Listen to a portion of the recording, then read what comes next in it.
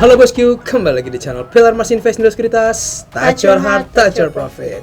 Oke bosku, di monthly auto kali ini di bulan Januari tahun 2026 ternyata keadaan sepertinya kurang baik nih hari ini. Iya, seperti cuaca ya, Iya. Hujan terus. Kadang-kadang pagi diguyur hujan, siang diguyur market. Lagi. Nah bosku, untuk membahas isu-isu yang terjadi di bulan ini, saya sudah mengundang Arinda nih selaku analis spesial dari Pilar Mas Invest Indo Sekuritas. Jadi gimana Rin? Merah-merah nggak portofolio? Aduh, cukup pusing ya, Cukup pusing gitu. ya? Maksudnya kan kita udah euforia nih gitu kan. Ya adalah yang bilang, aduh 10.000 nih, 10.000 tahun ini gitu kan. Dipikir naik tangga terus, ternyata ya ada slep gitu. Iya, ternyata kepleset juga bos ujung-ujungnya ya. Namanya juga kan nggak hidup ya. Hidup tuh kan nggak naik tangga terus ya. Iya, kadang-kadang harus turun Ada perosotan juga ya. Perosotan juga. Tapi nggak bikin palung. Oke bosku, supaya nggak ketinggalan infonya, jangan kemana-mana, tetap di channel Pilar Mas Invest Indo Sekuritas. Touch your heart, touch your profit.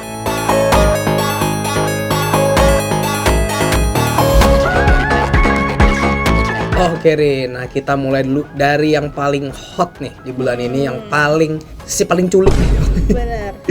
Dari US dulu nih. Bener. Nah kalau US ini gimana Rin jadi Rin? Ya kan kemarin kita udah bahas nih di video sebelumnya aja. Iya.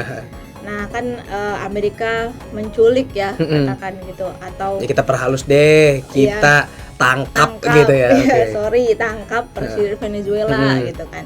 Mau ngomong apa juga tetap aja apes. Nah terus habis itu dia mengatakan bahwa dia akan mengontrol ekspor minyak dari Venezuela gitu, yang diproyeksikan itu akan buat market minyak di Amerika Serikat gitu kan. Lu bisa aja. Terus dengar kemarin dia juga abis ngomongin lagi Presiden Venezuela sementara adalah dia. Nah Itu gimana tuh? Nah nggak tahu nih, jelas juga ya kita.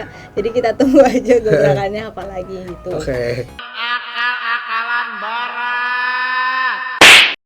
Itu yang pertama ya, Amerika, Venezuela. Terus juga ada Iran nih ya kan. Iran tuh lagi banyak protes nih di negaranya sendiri gitu terhadap pemerintahannya.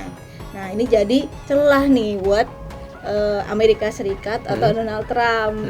Dia bilang bahwa untuk negara-negara yang ingin bermitra dengan Iran itu nanti akan dikenakan biaya sebesar 25% gitu. Nah jadi yang pertama kan tadi Venezuela, kedua Iran ya kan. Jadi dua negara ini kan kita tahu sendiri mereka adalah produsen minyak mentah gitu. Tentu ini bakal berpengaruh ke harga minyak mentah ke depannya gitu, maupun Brent ataupun WTI gitu.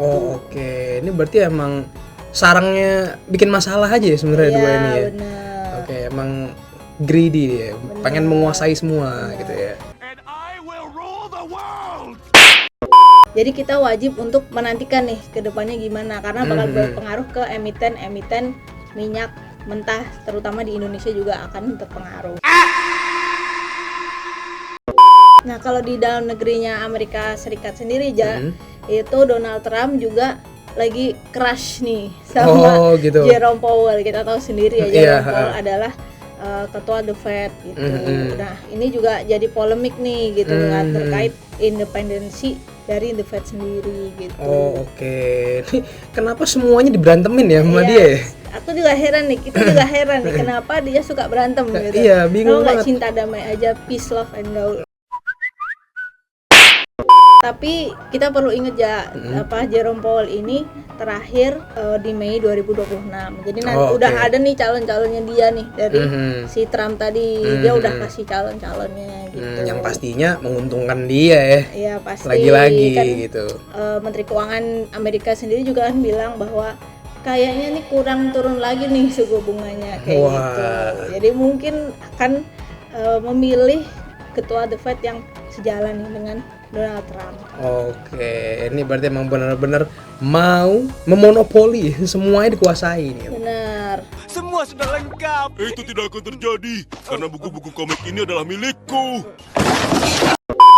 Nah terus ya di bulan ini itu menantikan rilisnya tingkat suku bunga The Fed di tanggal 29 Januari. Oke. Yang kita prediksi masih di level yang sama. Terus juga ada initial jobless claim, itu diproyeksikan mengalami kenaikan dari sebelumnya 208.000 jadi 215.000. Tuh. Terus juga ada inflasi, itu yang diproyeksikan masih di level yang sama 2,7% secara year on year. Terus yang terakhir ada inflasi inti ya, yang diproyeksikan mengalami kenaikan dari sebelumnya 2,6% jadi 2,7% secara year on year. Oke, ini berarti bisa dilihat meningkat, tapi yang meningkat yang kurang-kurang sebenarnya. Ya, sebenarnya tipis-tipis aja. Jadi makanya The Fed kayaknya suku bunga masih sama gitu. Meskipun ada tekanan ya di Donald Trump untuk turunin dong. Iya, cuman kan ya kalau keadaannya tidak mendukung ya mau gimana ya kan. Daripada chaos mendingan hold dulu. Iya bang. Oke Rin, nah kita udah capek banget dibahas US ya, banyak banget nih permasalahannya. Nah sekarang mungkin tetangganya nih, Eropa. Nah kalau Eropa gimana nih? Nah kalau Eropa ini momentumnya masih relatif positif nih di bulan Januari ini. Kemarin tuh baru rilis PMI-nya itu secara keseluruhan itu masih menunjukkan ekspansi. Ya, terus juga retail sales-nya juga naik gitu kan. Jadi kan ada harapan ya pertumbuhan perekonomian lebih baik gitu. Cakep.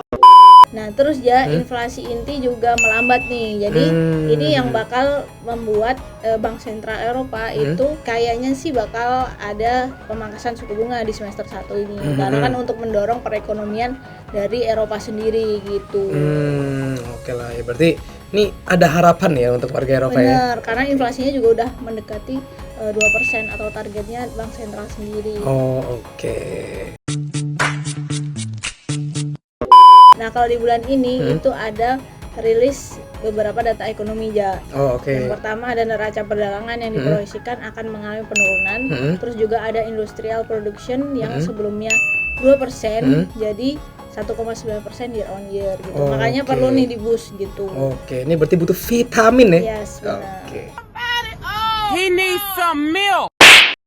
Oke Rin, nah tadi kita dari barat sekarang ke Asia nih. Nah kita mulai seperti biasa dari Chinese dulu. Nah kalau di Cina aja itu kita lihat ya di dalam negerinya itu pemerintah pro pertumbuhan nih, jadi beriin stimulus terus gitu.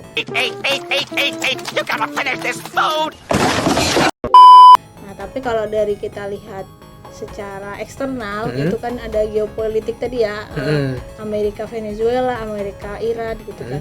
Nah itu bakal mempengaruhi Cina sendiri atau Tiongkok sendiri karena Tiongkok sendiri merupakan salah satu mitra dagang terbesar dua negara itu.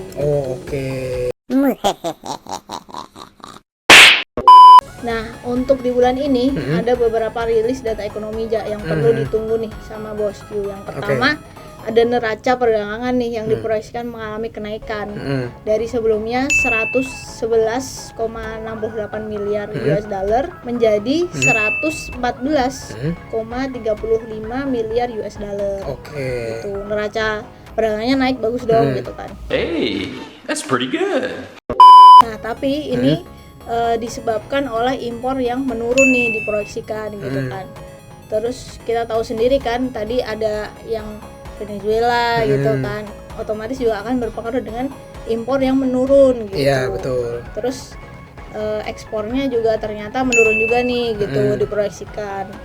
Jadi neraca perdagangannya naik bukan karena ekspornya naik gitu, tapi karena impornya turun. Ya. Nah selanjutnya ada GDP atau kita tahu sendiri PDB ya gitu. Itu diproyeksikan mengalami penurunan dari sebelumnya 4,8% jadi 4,5% secara year on year. Ini lumayan jauh juga turunnya ya kalau 0,3% gitu. Bener. Terus juga ada industrial production yang diproyeksikan akan mengalami kenaikan dari sebelumnya 4,8% jadi 5%. Ya, jadi good news sedikit lah gitu. Betul. Nah, tapi untuk konsumsi dalam negerinya ternyata mengalami penurunan lagi ya gitu. Dari sebelumnya 1,3% jadi 1,1% gitu. Ini berarti lagi-lagi melemah lagi nih daya belinya ya berarti. Ya kan kita tahu sendiri masalah Tiongkok adalah yang pertama ada daya beli dan juga ada properti gitu. Nah ini ternyata daya belinya belum pulih juga. Aduh kusut nih. Hancur. Nah terus yang terakhir ada money supply M2 atau kita tahu uang beredarnya nih Oh, gitu. oke. Yang diproyeksikan tetap di level 8% secara year on year. Oke. Ini meskipun daya belinya berkurang tapi tetap peredaran uangnya sama ya berarti. Benar, karena tadi kan ada stimulus juga aja. Oh iya benar sih. Bener juga ya. Oke, kalau sekarang kita ke gengnya Amerika dikit nih kan, Benar. Jepang. Kalau Jepang gimana? Nah, kalau Jepang ya di hari ini itu ternyata Nikkei berhasil mencapai all time high. Nah, tentu ini jadi harapan nih, optimisme bagi pasar bahwa pertumbuhan perekonomian Jepang itu akan mengikuti bursa Nikkei juga nih yang mencatatkan all time high atau mengalami pertumbuhan. Gitu. Oke, ini good news ya juga berarti Jepang. Benar, Ya? karena kan kita tahu kalau bursa itu adalah leading indikator atau indikator yang mendahului gitu. Oh, Jadi oke. harapannya dengan ternyata optimismenya cukup besar nih gitu, terutama di saham-saham sektor perbankan dan juga teknologi gitu kan. Nah, itu juga akan meningkatkan ekspektasi lah gitu terhadap perekonomian Jepang yang kita tahu sendiri ya masih flat-flat aja gitu. Oke, ini berarti memberikan gairah ya. Benar, Gitu. benar. Oke, Rin. Nah, sekarang kita langsung lanjut ke negara kita sendiri nih. Kalau Indonesia gimana? Nah, kalau di Indonesia sendiri kita lihat 10 tahun ke belakang itu IHSG probabilitas penguatannya adalah 50% doang di bulan ini Oke. gitu. Dengan rata-rata return sebesar 0,23%. Oke, ini udah 50% doang peluangnya. Benar. Kemarin bikin palung Mariana lagi. Bener lagi. Waduh, puyeng banget dah. Tiba-tiba ya. Gitu. gitu. Iya.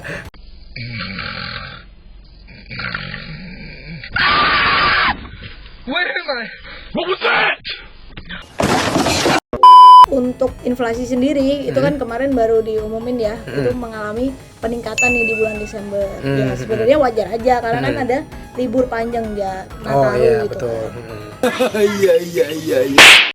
Nah, oleh karena itu di tanggal 21 Januari nanti itu kan ada rapat Dewan Gubernur Bank Indonesia ya untuk menentukan tingkat suku bunga BI. Oke. Nah, itu diproyeksikan tetap di level yang sama yaitu 4,75% gitu. Oke, ini berarti nggak kemana-mana ya tetap ya? Bener. Oke. Bener, tapi ya kan kita tahu sendiri ya beberapa bulan kebelakangan ini ada optimisme pasar nih yang dibentuk sendiri oleh Menteri Keuangan gitu kan.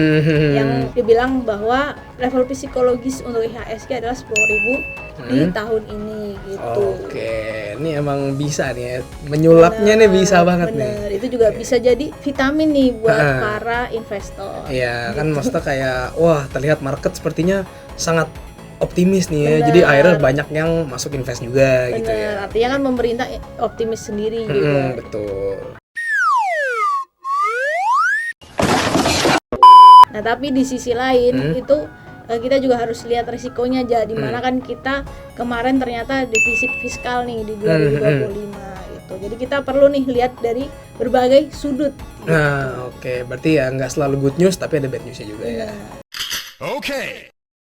Oke, Rin, jadi IHSG nih kalau kira-kira targetnya berapa? Untuk di bulan ini itu ada di level Yeah, boy. Jadi itu dia Bosku, pembahasan soal bulan Januari ini. Semoga bisa jadi insight dalam investasi Bosku nih. Nah, kita ucapkan terima kasih kepada Arinda yang sudah membahas Januari Outlook ini secara detail. Dan kita ucapkan terima kasih pada Bosku yang sudah nonton video sampai habis. Jangan lupa like, subscribe, dan tonton terus channel Pilar Emas Invest Indo Sekuritas. Touch your heart, touch your profit. Pioneer Sekuritas Channel di Indonesia.